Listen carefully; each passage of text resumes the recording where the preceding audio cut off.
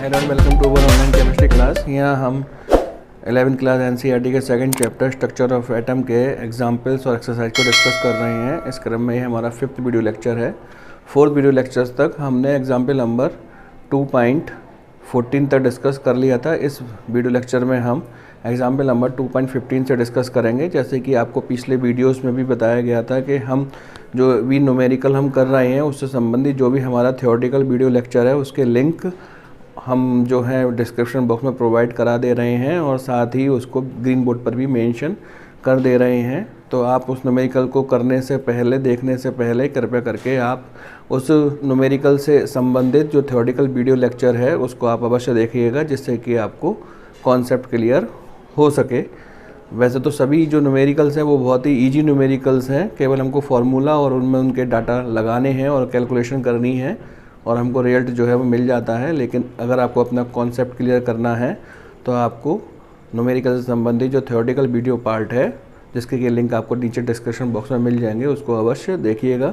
इस क्रम में हम नेक्स्ट एग्जाम्पल 2.15 को डिस्कस करेंगे, जिसमें कि वह कहना चाहता है कि a microscope using suitable photons in employed to locate an electron in an atom within a distance of 0.1 angstrom. What is the uncertainty involved in the measurement of its velocity? यदि हम इसको हिंदी में पढ़ें, एक सूक्ष्मदर्शी उपयुक्त फोटोन का उपयोग करके किसी परमाणु में इलेक्ट्रॉन को 0.1 एंगस्ट्रॉम दूरी के अंतर्गत उसकी स्थिति जानने के लिए प्रयुक्त होता है। उसके वेग मापन में अंतर्निहित अनिश्चितता क्या होगी? तो ये जो न्यूमेरिकल है एग्जाम्पल नंबर 2.15, ये हमारे वीडियो लेक्चर नंबर 12, जिसमें कि हमने हाइजेंसबर्ग अनसर्टेनिटी प्रिंसिपल को डिस्कस किया है, उससे रिलेटेड है। आप जानते हैं कि हाइजेंसबर्ग अनसर्टेनिटी प्रिंसिपल का जो फॉर्मूला है delta x into m delta v greater than equal to h upon 4 pi के बराबर होता है। लेकिन यहाँ पे हमने ग्रेटर दैन ना ले करके केवल इक्वल टू का सिंबल ही यहाँ पर लिया है। तो उसने यहाँ पर अनिश्चितता, स्थिति की अनिश्चितता दे रखी है डेल्टा एक्स, जो कि 0.1 एंगस्ट्रॉम है। इसको हमने 10⁻⁻10 से मल्टीप्लाई करके मीटर में चेंज कर लिया है और हमसे जो वेलोसिटी है उसकी अनिश्चितता को ज्ञात करने को कहता है। तो delta x into m delta v is equal to h upon 4 pi formula लगा करके हम इसको सॉल्व कर सकते हैं। तो जैसा कि आप सामने ग्रीन बोर्ड पर देख सकते हैं, यहाँ से हमने डेल्टा वे की वैल्यू निकाली, जो कि h upon 4 delta x into m के बराबर होगी। एच यहाँ पर प्लैंक कांस्टेंट है, जिसकी वैल्यू 6.624 10⁻34 होती है 4, और पाई की वैल्यू 3.14। डेल्टा एक्स की वैल्यू इसने दे रखी है 0.1 10⁻10 मीटर में, और एम जो है इलेक्ट्रॉन का द्रव्यमान है, जो कि 9.1 × 10⁻31 किलोग्राम के बराबर होता है। जब हम इन सब वैल्यूज़ को रख करके कैलकुलेशन करते हैं तो हमको इस वेग की अनिश्चितता 5.79 × 10⁶ मीटर प्रति सेकंड प्राप्त होती है। तो बहुत ही सिंपल सा न्यूमेरिकल है, आप इसकी कैलकुलेशन कर लीजिएगा और आपको आंसर प्राप्त हो जाएगा। आइए नेक्स्ट एग्जाम्पल 2.16 की ओर चलते हैं, जिसमें कि वह कहता है कि एक golf ball has a mass of 40 gram and a speed of 45 metre per second. If the speed can be measured with an accuracy of 2%, calculate the uncertainty in the position। यदि हम इसको हिंदी में पढ़ें तो वह कहता है कि एक गोल्फ की गेंद का द्रव्यमान 40 ग्राम तथा गति 45 मीटर प्रति सेकंड है। यदि गति को 2% यथार्थता के अंदर मापा जा सकता हो तो इस स्थिति में अनिश्चितता की गणना कीजिए। तो ये जो हमारा एग्जाम्पल है ये भी वीडियो लेक्चर नंबर 12 से संबंधित है, जिसमें कि हमने हाइजेंसबर्ग अनसर्टेनिटी प्रिंसिपल को डिस्कस किया है, में कि वह कहता है delta x into delta v greater than and equal to h upon 4 m. यहाँ पर जो पाई की वैल्यू होती है 3.14 होती है, और एम जो है इलेक्ट्रॉन का द्रव्यमान है। डेल्टा एक्स स्थिति की अनिश्चितता और डेल्टा वी जो है वो वेग की अनिश्चितता है। तो यहाँ पर इसने गोल्फ गेंद का द्रव्यमान 40 ग्राम दे रखा है, जिसको हमने 1000 से भाग करके किलोग्राम में चेंज कर लिया, जो कि 40 × 10⁻³ किलोग्राम के इक्वल आता है। और वह ये कहता है कि वेग की जो अनिश्चितता है वो 45 मीटर प्रति सेकंड का 2% है। तो हमने इसको 2% से काउंट करके इसकी हमने वेग की जो अनिश्चितता है 0.9 मीटर प्रति सेकंड हमने ज्ञात कर ली। जिस प्रकार से हमने कैलकुलेशन किया है वो आप सामने ग्रीन बोर्ड पर देख ही रहे होंगे।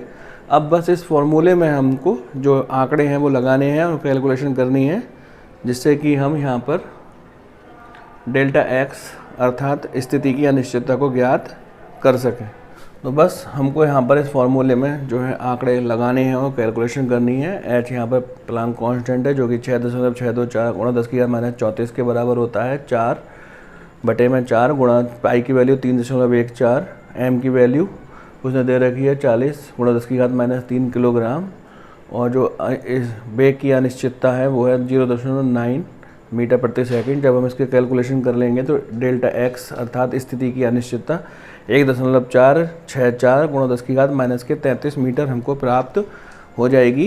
केवल कैलकुलेशन में ही आपको थोड़ी सी दिमाग लगाना पड़ेगा, बाकी तो यहाँ पर सब इजी ही है।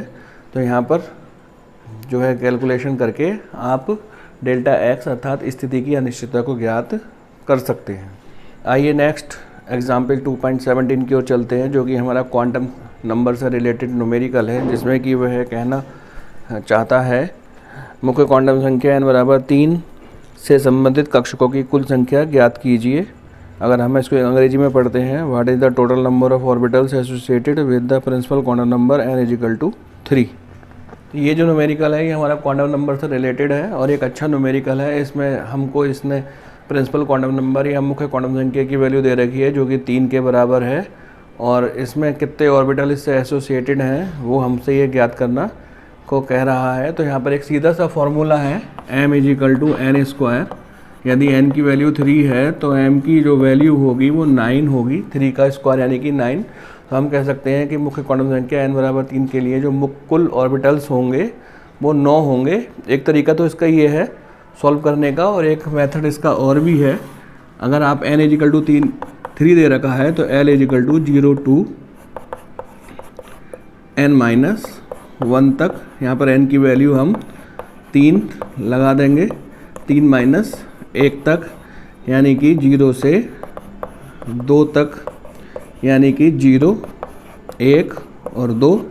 हम जानते हैं कि m बराबर जो होता है -l से +l तक होता है। यदि l बराबर 0 है तो m की वैल्यू होगी 0 से 0 तक अर्थात 0। यदि l की वैल्यू 1 है तो m की वैल्यू होगी -1 से +1 तक, -1 0 और +1। यदि l की वैल्यू 2 है तो m की वैल्यू होगी -2 से +2 तक, -2 -1 0 +1 और +2।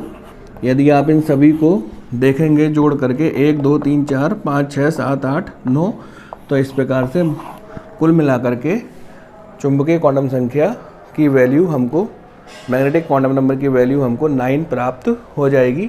तो चाहे आप इसको ऊपर वाले मेथड से करें, चाहे आप इसको नीचे वाले मेथड से करें, एक ही बात है और ये अच्छा न्यूमेरिकल है।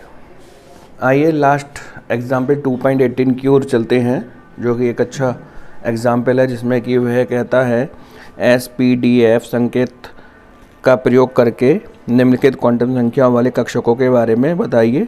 इसने नीचे कुछ क्वांटम संख्या दे रखी है, उनमें वह s ऑर्बिटल होगा या p ऑर्बिटल होगा, उसके बारे में ये हमको पूछना चाहता है।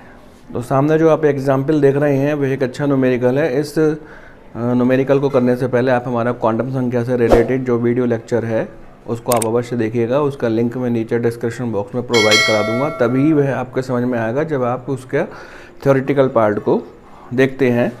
तो यहाँ पर इसने n की वैल्यू 2 दे रखी है और l की वैल्यू 1 दे रखी है। हम जानते हैं कि यदि l की वैल्यू 0 होती है तो वह हमारा s ऑर्बिटल होता है, जैसे यहाँ पर यह s ऑर्बिटल होगा, और l की वैल्यू यदि 1 होती है तो वह p ऑर्बिटल होता है।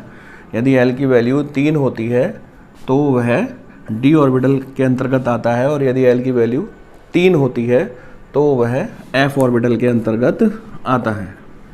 तो यहाँ पर जो n यानी मुख्य क्वांटम संख्या दे रखी है, इसकी वैल्यू आप यहाँ पर लगा दीजिए। तो n=2, l=1 के लिए जो ऑर्बिटल हुआ वह 2p होगा, n=4 और l=0 के लिए जो ऑर्बिटल होगा वो 4s ऑर्बिटल होगा, n=5 और l=3 के लिए जो ऑर्बिटल होगा वो होगा 5f। इसी प्रकार से n=3 और l=2 के लिए जो ऑर्बिटल होगा वह होगा 3d ऑर्बिटल तो ये जो न्यूमेरिकल है ये आपको तभी समझ में आएगा जब आप क्वांटम संख्या से रिलेटेड जो हमारा थ्योरेटिकल वीडियो लेक्चर है आप उसको देख लेंगे। इस प्रकार ये हमारा 5th वीडियो लेक्चर यहाँ पर फिनिश होता है। यदि आपको कोई क्वेरी है या आपको कोई परेशानी है या आपको कुछ पूछना है तो व्हाट्सएप ग्रुप में या फिर डिस्क्रिप्शन बॉक्स में उसको पूछ सकते हैं।